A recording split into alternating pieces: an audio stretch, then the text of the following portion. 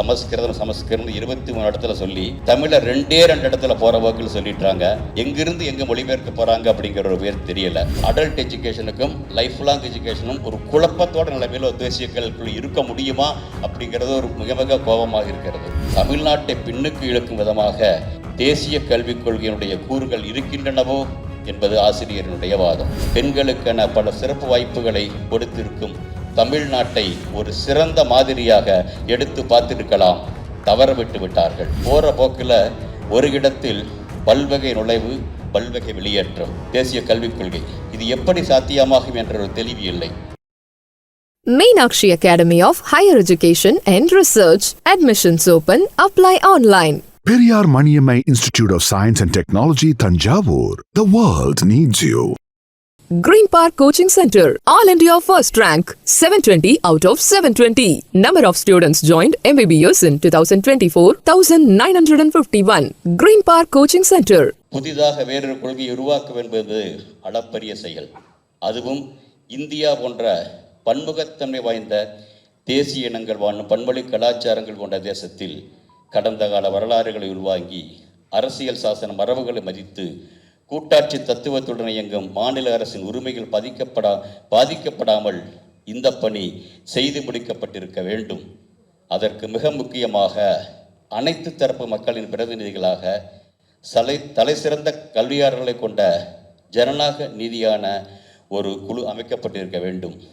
அந்த குழு மக்களின் கருத்துக்களுக்கு மதிப்பளித்து மாநில அரசுகளின் உரிமைகளை மதித்து இருதரப்பு கூட்டமைப்பின் மூலமாக வெளிப்படைத்தன்மையுடன் தேசிய கல்வியை உருவாக்க வேண்டும். ஆனால் இவை எதையுமே கல்விக்குழு பொருட்படுத்தவில்லை என்பது நம்முன் புத்தகாசிரியர் எடுத்து வைக்கும் வாதம் படிக்க ஆரம்பிக்கும் பொழுதே நம்மை நிமிர்ந்து உட்கார வைக்கிறது. நேற்றைய வரலாறு தெரியாது போனால் இன்று நடப்பது புரியாமல் போகும். இன்று நடப்பது புரியாமல் போனால் நாளை என்பது நம்பசமில்லை. நாடு சுதந்திரம் அடைந்த பொழுது இருந்த இந்தியாவின் கல்வி நிலை, இப்பொழுது இருக்கும் நிலை, அதில் உள்ள சாதக பாதகங்கள் என எல்லாவற்றையும் முழுதாக ஆய்ந்தபின் இப்போது கொண்டு கல்விக் கொள்கையை அமைத்திருக்க வேண்டும். பார்த்தால் 1947 இந்தியா சுதந்திரம் அடைந்த பொழுது உலக அளவில் GDP என்ற பொருளாதார குறிப்பு செல்வது 3%. இந்த வீழ்ச்சிக்கு மிக மிக முக்கியமான காரணம் இந்தியாவை அழியில் முகிழ்த்த மெஹலேகியன் கல்விக் கொள்கை. இன்றைய நிலையில் ஒட்டுமொத்த பொருளாதார குறியீட்டில் இந்தியாவின் நிலை உலக அளவில் 4வது இடம் தொட்டு 3வது இடத்தை நோக்கிய முன்னேற்றமாகும். விவசாயம் முதல் விண்வெளி வரை பல துறைகளில் ஏர்முனை முதல் போர்முனை வரை ஏற்பட்டுள்ள இந்த முன்னேற்றத்திற்கு முக்கிய காரணம் விடுதலை இந்தியாவில் கல்விக்காக அரசுகள் எடுத்துக்கொண்ட முயற்சியும் அதன் பலனாக 1950 வெறும் 12% இருந்த எழுது படிக்க தெரிந்தவர் விகிதாச்சாரம் 78% உயர்ந்ததும் 0.4% இருந்த உயர்கல்வி செல்வோரின் விகிதாச்சாரம் 28% உயர்ந்ததும் தான். மந்திரத்தில் எந்த மாங்காயம் விழவில்லை. உதாரணத்திற்கு தமிழ்நாட்டில் ஏற்படுத்தப்பட்ட உள்கட்டமைப்பினை பார்த்தால் குடியிருப்புக்கு ஒரு ஆரம்ப கல்வி அமைக்கப்பட்டது. அதேபோல் 3 கிலோமீட்டருக்குள் ஒரு நடுநிலைப்பள்ளியும் 5 கிலோமீட்டருக்குள் உயர்நிலைப்பள்ளி 8 கிலோமீட்டருக்குள் ஒரு மேல்நிலைப்பள்ளி என எதிர்கால திட்டமிடல்களோடு மாநில கல்வி கட்டமைப்பு வரையறுக்கப்பட்டது. இந்த திட்டம்தான் தமிழ்நாட்டின் இன்றைய கல்வி வளர்ச்சிக்கான மாபெரும் அடித்தளம். இதன் விளைவாக கல்வியில் 100% விகிதத்தையும் உயர்கல்வியில் 50% மேலான சேர்க்கை இருக்கும் நமது பொதுக்கல்வி கட்டமைப்புகள் வலுப்படுத்த முனைவதற்கு பதிலாக NEP 2020 மூலம் தமிழ்நாட்டினுடைய கல்வி கட்டமைப்பையே அசைத்து பார்க்க நினைக்கிறது அந்த கொள்கை என்கிறார் புத்தக ஆசிரியர். இந்த உள்கட்டமைப்பை புறந்தள்ளி பள்ளி வளாகம் என்ற புது அமைப்பை தேசிய கொள்கை முன்னிறுத்துவது பல நடைமுறை சிக்கலுக்கு வழிவகுக்கும் என்பது ஏற்றுக்கொள்ள வேண்டிய வாதமாகவும் திரும்ப விரிவாக விவாதிக்கப்பட வேண்டிய ஒன்றாகவும் நான் பார்க்கிறேன். அதே மாதிரி 3 வயது முதல் 16 வயது வரை கட்டாய கல்வி என்ற புதிய தேசிய கல்விக் கொள்கையில் பரிந்துரைப்பதை அமெரிக்கா உட்பட பல முன்னேறிய நாடுகள் இருப்பது போல் 1 முதல் 10 அல்லது 12 வகுப்பு வரை இலவசமான பொது கல்வி என்பதை கொண்டு வந்து இருக்க வேண்டும் என்பதும் கவனத்தில் கொள்ள வேண்டிய கருத்துகள். இன்றைய கல்வி முறையில் இன்னொரு முக்கியமான தலைப்பு வாழ்நாள் முழுவதும் கற்றல் அல்லது வாழ்நாள் முழுமைக்கும் கற்றல், life long education and learning. கணினி யுகம், விண்வெளி யுகம் என்பதை கடந்து செயற்கை நுண்ணறிவு யுகமாக வெகு வேகமாக முன்னேறி வரும் இன்றைய நிலையில் மனிதனின் சராசரி ஆயுள் காலம் அதிகரித்து வருகிறது. இந்த நிலையில் பெரும்பான்மையான தனிமனித வாழ்க்கை லேர்ன், ஏன், ரிட்டையர் என்ற நேற்றைய நிலை மாறி லேர்ன், ஏன் and learn, retire and learn என்று இன்றைய நிலையில் நித்தம் கற்றல் என்பது மிகவும் அத்தியாவசியம். இந்த திசையில் புதிய தேசிய கல்விக் கொள்கையில் ஒரு தெளிவான கொள்கையை என்னால் பார்க்க முடியவில்லை என்கிறார் புத்தக ஆசிரியர். அதற்கேற்ற மாதிரி போகிற போக்கில் ஒரு இடத்தில் பல்வகை நுழைவு, பல்வகை வெளியேற்றம், multiple entry, multiple exit point உதவும் என்கிறது புதிய தேசிய கொள்கை, தேசிய கல்விக் கொள்கை. இது எப்படி சாத்தியமாகும் என்ற ஒரு தெளிவு இல்லை. இந்த குழப்பத்தின் உச்சகட்டமாக புதிய கல்விக் கொள்கையை எப்படி செயலுறுத்தும், அதாவது இம்ப்ளிமெண்ட் செய்வது என்பதற்கு வெறும் ஒரு பக்கத்தை ஒதுக்கியவர்கள் adult education, life long learning என்று முழுதாக 2 பக்கங்களை ஒதுக்கி வாழ்நாள் முழுதும் கற்றலுக்கான அடுத்த வழியாக சொல்லியிருப்பதை படிக்கும் பொழுது ஆசிரியரின் கோபம் புரிகிறது. உலகம் ஏன்னா அடல்ட் எஜுகேஷனுக்கும் லைஃப் லாங் எஜுகேஷனும் ஒரு குழப்பத்தோட நிலைமையில் ஒரு தேசிய கல்விக்குள் இருக்க முடியுமா அப்படிங்கிறது ஒரு மிக மிக கோபமாக இருக்கிறது. உலகம் முழுவதும் இன்றைய நிலையில் கல்வியில் மிகுந்து ஆராய்ச்சிக்குள்ளாகி இருப்பது ஆயுள் முழுவதும் என்ற கற்றல் என்ற கோட்பாடு. அதை இளம் வயதிலேயே கற்றலின் ஒரு அங்கமாக சேர்த்து மனித வாழ்வின் இயல்பான ஒன்றாக இணைக்கும் முயற்சியில் கல்வியாளர்கள் இறங்கியுள்ளார்கள். வேறு ஒரு கண்ணேட்டத்தில் பார்த்தால் வாழ்நாள் முழுமைக்கும் கற்றல், லைஃப் லாங் எஜுகேஷன் என்பது முதுமையில் தள்ளாடும் நிலையிலிருந்து தம்மை மீட்டெடுக்க பல நாடுகள் எடுத்துக்கொண்டுள்ள முயற்சியாகவும் உள்ளது. இன்று 2050 5 பேரில் ஒருவர் முதியவர் என்ற முதுமை நிலையை தொடவுள்ள இந்தியாவில் புதிய கல்விக் கொள்கை அதற்கான சரியான பதிலை தரவில்லை என்பதாக நான் பார்க்கிறேன். அதற்கான புரிதலே இந்த கொள்கையில் இருப்பதாக தெரியவில்லை என்பது ஆசிரியரின் கோபம். பெண் கல்வி பற்றி அதிகம் பேசப்படவில்லை. இதில் முழுக்க மற்ற மாநிலங்களுக்கு முன்மாதிரியாக ஆணும் பெண்ணும் சரிநிகர் சமானமாக கல்வி பெற பெண்களுக்கென பல சிறப்பு வாய்ப்புகளை கொடுத்திருக்கும் தமிழ்நாட்டை ஒரு சிறந்த மாதிரியாக எடுத்து பார்த்திருக்கலாம், தவறவிட்டு விட்டார்கள். 2025, 26 நிதிநிலை அறிக்கையில் பள்ளிக்கல்வித்துறைக்கு 46,766 கோடி நிதியினை தமிழ்நாடு அரசு ஒதுக்கி இருக்கிறது.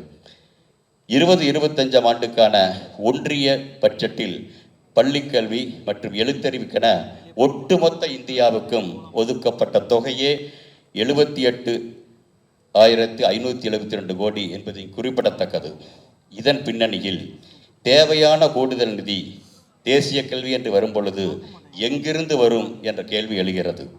ஆனால் உலகத்தரம் வாய்ந்த கல்வி, ஒரே நாடு, ஒரே கல்வி என்றெல்லாம் எதுகை தேசிய கொள்கையை வழியாக பேசிக்கொண்டே கல்வியை 100% தனியார் மயமாக்க முயற்சிக்கிறதோ அப்படிங்கிற சந்தேகம் எழுகிறது.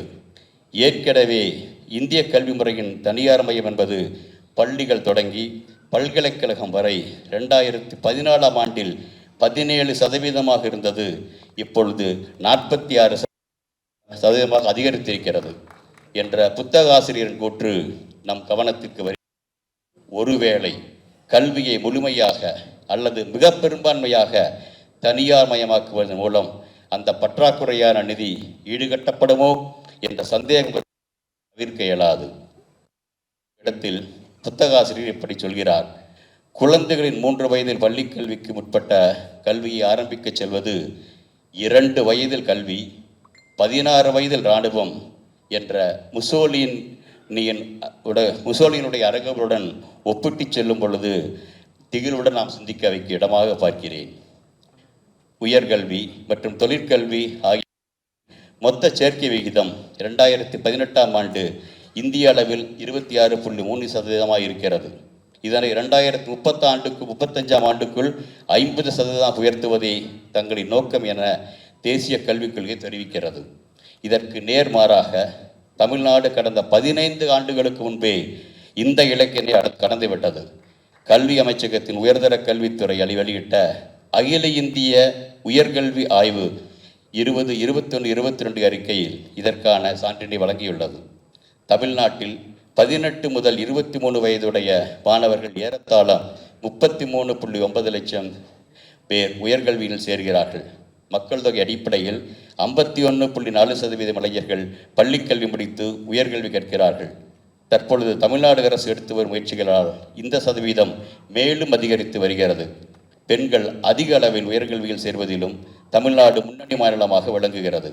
உலக அளவில் பல நாடுகள் தங்களின் மொத்த சேர்க்கை விகிதத்தை 50% உயர்த்துவதில் வெற்றி பெற்றுள்ளன. தமிழ்நாடு அந்த இலக்கை விரைவாக எட்டும் திசையில் முன்னேறுகிறது. ஆனால் தமிழ்நாட்டை பின்னுக்கு இழுக்கும் விதமாக தேசிய கல்விக் கொள்கையினுடைய கூறுகள் இருக்கின்றனவோ என்பது ஆசிரியரினுடைய வாதம். தமிழ்நாட்டின் அடுத்த தமிழ்நாட்டின் அடுத்த தலைமுறையின் மீது உண்மையான அக்கறையுள்ள யாராலும் புறந்தள்ளப்பட முடியாத வாதம். நாடெங்கிலும் சுமார் 10 லட்சம் ஆசிரியர் பணியிடங்கள் காலியாக இருப்பதாக சில தரவுகள் சுட்டிக்காட்டும் நிலையில் அந்த பணியிடங்கள் நிரப்புவது பற்றி NIP எதுவும் குறிப்பிடப்படவில்லை. அதற்கு பதிலாக தன்னார்வலர்கள், இசை ஆசிரியர்கள், சமூக ஊழியர்கள், ஓய்வு பெற்ற ஆசிரியர்கள், இராணுவ அதிகாரிகள், அருகிலுள்ள பள்ளிகளில் இருந்து மிகச்சிறந்த மாணவர்கள் மற்றும் பட்டதாரி தன்னார்வலர்கள் என பலரை பயிற்சியாளராக தேர்வு செய்ய பரிந்துரைக்கிறது. இவர்கள் ஒருபுறம் ஊதியமின்றி சேவை செய்வார்கள் என்று கூறுகிறது, இன்னொருபுறம் ஊக்கத்தொகை வழங்கலாம் என்ற பரிந்துரையும் இருக்கிறது. இந்த குழப்பம் மருத்துவ பயிற்சி இல்லாதவர்களில் மருத்துவ பணி போல் அரைகுறை கல்விக்கு ஒரு வழிவகுக்குமோ என்ற கேள்வி எழுவதை தவிர்க்க இயலாது. நிறைய சொல்லிட்டே போகலாம், நேரம் பத்தில் நினைக்கிறேன், அதனால் முடிவுக்கு வர்றேன். மொழிபெயர்ப்பை பற்றி மிக விரிவாக பேசுகிறது NIP. சமஸ்கிருதம் 23 இடத்துல சொல்லி தமிழை 2 இடத்துல போகிற போக்கில் சொல்லிட்டாங்க. எங்கிருந்து எங்கே மொழிபெயர்க்க போகிறாங்க அப்படிங்கிற ஒரு பேர் தெரியலை. இந்த வகையில் தேசிய கல்விக் கொள்கை ஆங்கிலத்தில் ஒரு மாதிரியும் தமிழில் அங்கேயே மொழிபெயர்த்தது தமிழில் வேறு மாதிரி இருப்பதை அங்கங்கே காண முடிகிறது. மோசமான மொழிபெயர்ப்பை தாண்டி சில கண்ணாமூச்சி ஆட்டங்களையும் காண முடிகிறது. ஒரு இடத்துல சொல்கிறேன், உதாரணத்துக்கு ஆங்கிலத்தில் 26.5 செக்ஷன் வருது. Mechanism of performance funding to states higher education institutions may be devised அப்படிங்கிறாங்க. Mechanism of performance based funding to states and higher education institutions may be devised. அப்படியே தமிழில் மொழிபெயர்த்தா வர அர்த்தம் வேற, மொழிபெயர்க்கப்பட்ட நிலைமை வேற. உயர்கல்வி நிலையங்களுக்கும் செயல் நிகழ்ச்சி அடிப்படையில் நிதி வழங்கும் செயலிக்கு திட்டமிடப்படலாம். மாநிலங்கள் எங்கே போச்சுன்னு தெரியலை. மாநிலங்கள் என்ற வார்த்தை இல்லாமல் தமிழ் மொழி பெயர்ப்பில் எடுக்கப்பட்டதன் மர்மம் புரியவில்லை. அதையும் தாண்டி ஊக்கத்தொகை கொடுக்கப்படும் என்று வைத்துக்கொண்டால் கூட இந்த இடத்தில் GST அனுபவத்தின்படி பார்த்தால் முன்னேறிய மாநிலங்களுக்கு கிடைக்கும் கல்விக்கான நிதி எப்படி இருக்கும்? GST போல இருக்குமா, இறங்குமுகமாக இருக்குமா? அதாவது கல்வி குறியீட்டில் சிறப்பாக உள்ள மாநிலங்களின் மற்றும் உயர்கல்வியினர்கள் பங்கு குறைவாகி விடுமோ என்ற சந்தேகம் உருவாவதை தடுக்க முடியவில்லை. அதே போல அந்தந்த மாநிலங்கள் அவரவர்களுக்கே அவரவர் மொழிகளிலேயே பாடப்புத்தகங்கள் தயாரிக்கும் இன்றைய முறையை விடுத்து இந்தியா முழுமைக்குமான பாடப்புத்தகங்கள் உருவாக்கப்பட்டு பின் மாநில மொழிகளில் முயற்சிக்கப்பட்ட புத்தகமாக பாடப்புத்தகங்கள் வந்தால் எப்படி இருக்கும் என்று தெரியவில்லை. புதிய தேசிய கல்விக் கொள்கை பற்றி விமர்சிக்கும் அதே சமயம் இன்றும் தமிழ்நாட்டில் கல்வித்துறையில் நடைமுறைக்கு கொண்டு வந்து செயல்படுத்தியுள்ள 67 திட்டங்களை புத்தகம் பெருமையுடன் விவரிக்கிறது. இப்படி சொல்லிக்கொண்டே போகலாம். மொத்தத்தில் பல பில்லியன் டாலர்கள் செலவில் அமெரிக்கா மற்றும் சோவியத் யூனியன் நாடுகளால் நடத்தப்பட்ட நிலவு பயணங்களினுடைய ஆராய்ச்சி முடிவுகளின் தவறை சுட்டிக்காட்டியது குறைந்த செலவில் அனுப்பிய நமது சந்திரயான். அதே மாதிரி ஒப்பிட்டு பார்த்தால் பல கோடி செலவில் உருவானது புதிய தேசிய கல்விக் கொள்கை 2020. இன்று வெளியான இந்த புத்தகம் புத்தகாசிரியரே சொன்னபடி ஒரு தனி மனிதனாக திரு அன்பில் மகேஷ் பொய்யாமொழி என்ற இளைஞர் எழுதியது.